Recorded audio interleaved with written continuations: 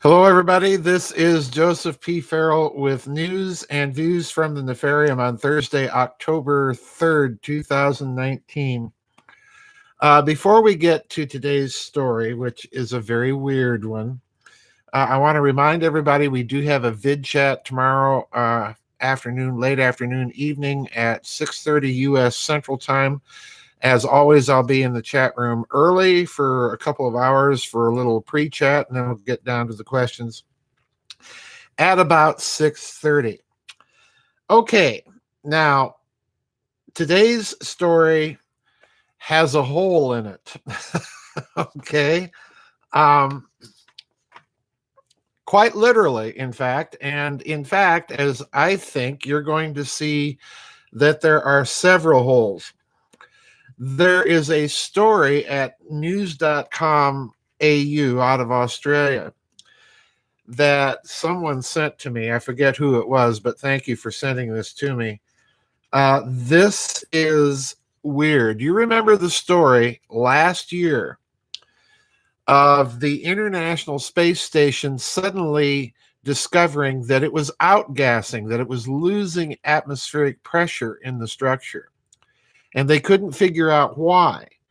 So then they did a search and they discovered that there was a small hole in the cargo section of the Russian Soyuz spacecraft that they used to get astronauts up to the space station and then back. All right.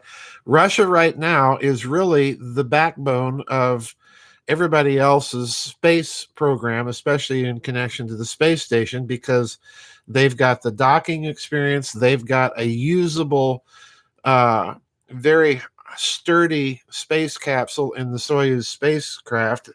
It's been around since the Cold War, so that's how durable and reliable this craft is. But the hole was discovered in the cargo section. Now, if you've ever seen a Soyuz space capsule, it's got literally a sphere, and then it's got a more nose cone like part of the capsule. That nose cone part of the capsule is the part of the capsule that astronauts or cosmonauts actually travel in. The sphere is kind of a little cargo bay, all right? Now, the hole that was drilled, they discovered and admitted that the hole had been drilled. And it was drilled in that cargo, that spherical cargo section. So that was the story. Like I said, this story has a hole in it. Okay, pun intended. But this article is very interesting, and it has sent my suspicion meter into the red zone. All right. And I'll link it for you when I get this posted. The article's titled Nasty Surprise. Russia goes silent on mysterious drill hole in International Space Station. And this was released just on September 30th of this week.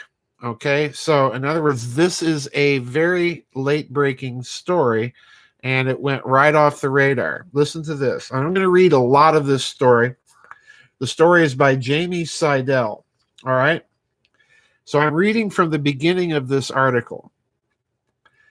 A suspicious hole in a Soyuz spacecraft vented air from the International Space Station. Now it's the center of a new rift between the United States and Russia.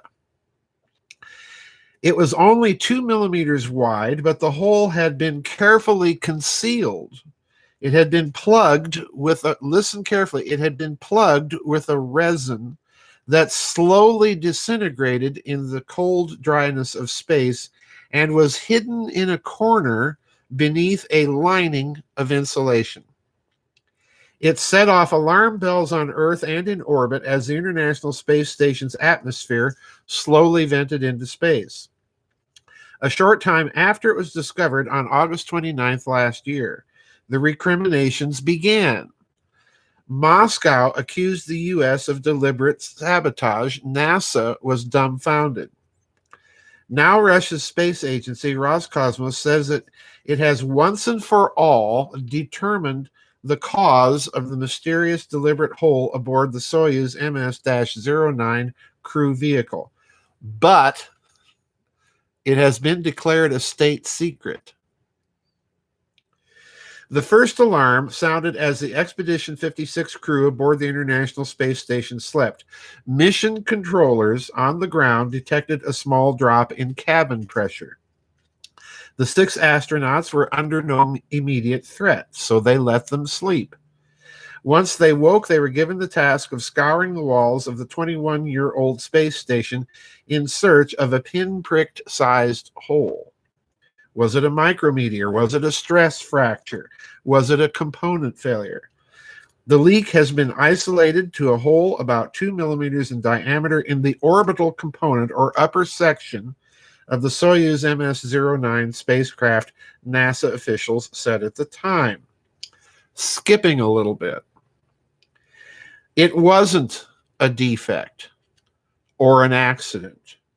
The hole had been deliberately drilled, filled, and concealed.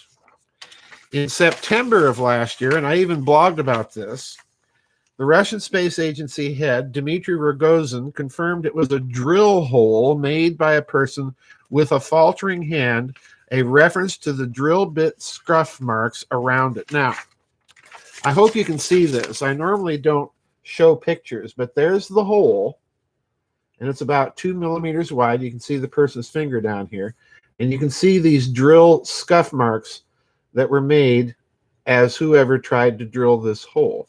All right.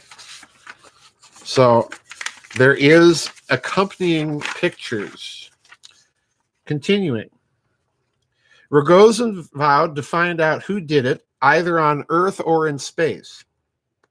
The International Space Station astronauts plugged the hole, which was filled using epoxy glue, gauze wadding, and heavy-duty tape. In other words, they fixed it with duct tape, guys.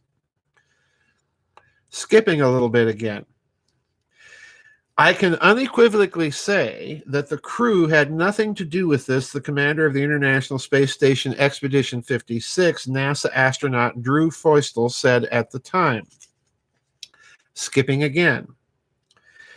They have not told us anything, NASA Administrator Jim Bridenstine said in response to news of the investigation's completion. I don't want to let one item set us back, but it's clearly not acceptable that there are holes in the International Space Station. His counterpart, Roscosmos's Mr. Rogozin, had told a youth science conference that his investigators had determined the source of the hole. But this, he said, would not be released. What happened is clear to us, but we won't tell you anything, the state-run RIA Novosti news agency reported him as saying. Quote, it was in the living quarters of the Soyuz. It has long since burned up on re-entry. We took all the samples. We know exactly what happened, but we won't tell you anything, unquote. Now, notice Rogozin's words here. We know exactly what happened, but we won't tell you anything, unquote, because those words are going to be a little part of my analysis here in a minute. In September of last year, NASA and Roscosmos declared a temporary truce. A joint statement said that they had agreed on deferring any preliminary conclusions and providing any explanations until the final investigation has been completed. However, it now appears that Roscosmos has reneged on the deal. Okay? We're almost done here, folks. It was in an area, the hole, difficult to access and assess. It was in the disposable spherical orbital module of the Soyuz, which acts as a cargo bay on the way up and extra accommodation while docked with the International Space Station. The crew capsule, designed to return through the atmosphere, is positioned below it. In other words, it was in that spherical part, and then you had the kind of nose cone section of the Soyuz craft, which is the crew, the actual crew return vehicle. The Russian news agency TASS reported shortly after the incident that the damage might have been done while the craft was with its manufacturer undergoing final assembly or testing. This was under the auspices of the aerospace company Energia in Korolyov near Moscow. Only those, and this is TASS, only those with proper security clearance are allowed to enter. At the entrance to the hangar and the control and measurement stations, security guards are checking all those who come and go. Now, final pièce de résistance here is this paragraph. I want you to pay careful attention. The spacecraft passed pressure tests before being launched from the Baikonur Cosmodrome in Kazakhstan. But that is likely to be because a temporary plug in the hole was still fresh. After 3 months exposed to the vacuum of space, the material became brittle and flaked away, unquote. Now, what do we have? That's an interesting new development. And remember what Rogozin said, we know what happened, and we're keeping it a secret. Okay, we're not telling anybody, not even NASA. Now, there's something going on here, and what I suspect Rogozin is partially covering up is that notably he did not say that we know who did it or why. They know what happened, and what happened was, let's look at what we have. Whoever did this, number one, had to have security clearance. They had to have access to the spacecraft, so they had to have security clearance, number one. Number two, where they drilled the hole was so that it was not likely found until after the resin that they plugged the hole with flaked away and it started outgassing on the International Space Station. So that reflects planning. In other words, whoever did this did it deliberately on the ground in the Russian facility so that it would get up there and start outgassing and be discovered. In other words, someone wants the Russians, and for that matter, everybody else knowing who's involved with the space program, to know that they have the ability to infiltrate the program and sabotage it. So, notably, we have to rule out an intentional attempt to put the lives of those astronauts and cosmonauts in jeopardy, because this hole was not drilled in the crew compartment of the return vehicle. Now imagine what might have happened if it had been, and it was not discovered until re-entry. Just imagine what might have happened, all right? But a message is clearly being sent. If they can drill a hole in the cargo compartment of the Soyuz spacecraft, they can drill a hole in the crew capsule, all right? So the real question is, and again, note Rogozin is not only not talking about who, he's also not talking about why. Why was this done other than to send a message, and who did it? Now, was this an attempt to create blackmail? Was it an attempt to create pressure? Was it an attempt to send a message? We don't know. We have to entertain all of that. But clearly, there's something and someone behind this, and it requires, please note, it requires great organization and planning to do something like this. And that means you might have somebody on the stage that might be trying to pull similar things in other space programs. I go back to something that most people don't know. In 1967, the Soviet Union had an enormous booster rocket. It was the Soviet equivalent of the Saturn V that took American astronauts to the moon. Well, this was the Soviet counterpart. And every attempt that they made to launch this booster blew up on the launch pad or shortly afterwards.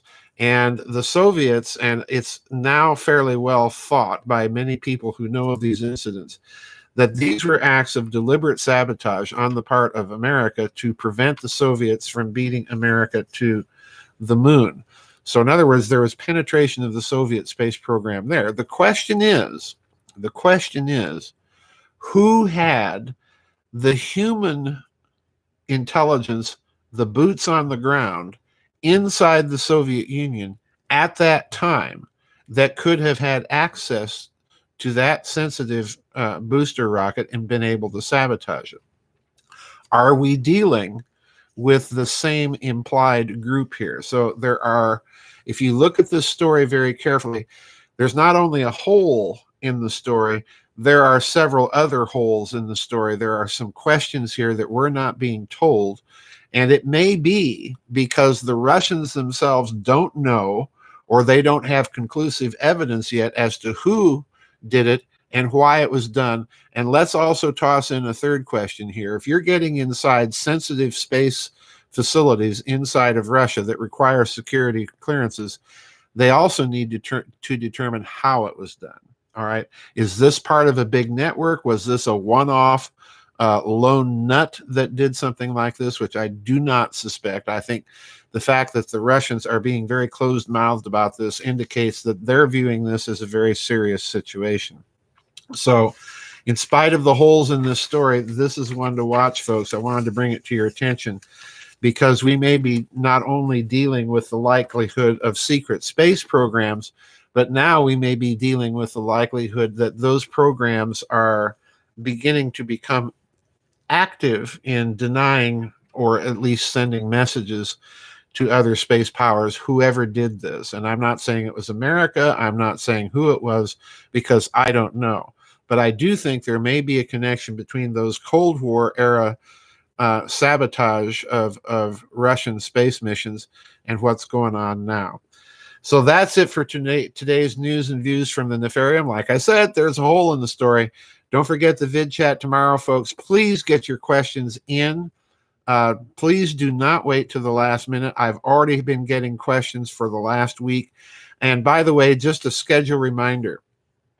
I not only have a vid chat tomorrow, but I'm having one a week from Friday. I've had to front load the vid chats this month due to the possibility that I might, not necessarily must, but that I might have to travel, be forced to travel a bit towards the middle or the end of the month. So I've front loaded vid chats. So we're having a vid chat tomorrow, and then we're going to have another one a week from tomorrow. So that's it for today's news and views from the Nefarium.